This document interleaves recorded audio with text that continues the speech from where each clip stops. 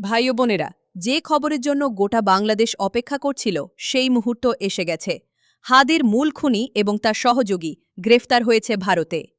৭ March ২০২৬ শনিবার রাতে পশ্চিমবঙ্গ পুলিশের স্পেশাল টাস্ক ফোর্স বা এসটিএফ উত্তর ২৪ পরগনার বনগাঁ সীমান্ত এলাকায় অভিযান চালায় এবং সেখান থেকেই গ্রেফতার করা হয় মূল শুটার ফয়সাল করিম মাসুদ এবং তার সহযোগী আলমগীর হোসেনকে।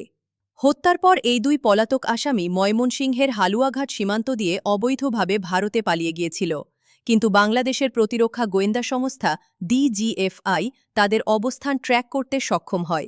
সেই গোপন তথ্যের ভিত্তিতেই ভারতীয় এসটিএফ পরিচালনা করে সফল অভিযান। দুই দেশের গোয়েন্দা সহযোগিতায় ধরা পড়ল হাদির খুনি। গ্রেফতারের পর প্রাথমিক জিজ্ঞাসাবাদে ফয়সাল করিম মাসুদ এবং আলমগীর হোসেন দুজনেই হাদি হত্যার কথা সরাসরি স্বীকার করেছে। এরপর তাদের ভারতীয় আদালতে পেশ করা হয়েছে। বর্তমানে তারা এসটিএফ হেফাজতে আছে।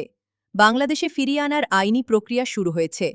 হাদিকে যারা ভালোবাসেন, আজকের এই খবর আপনাদের জন্য।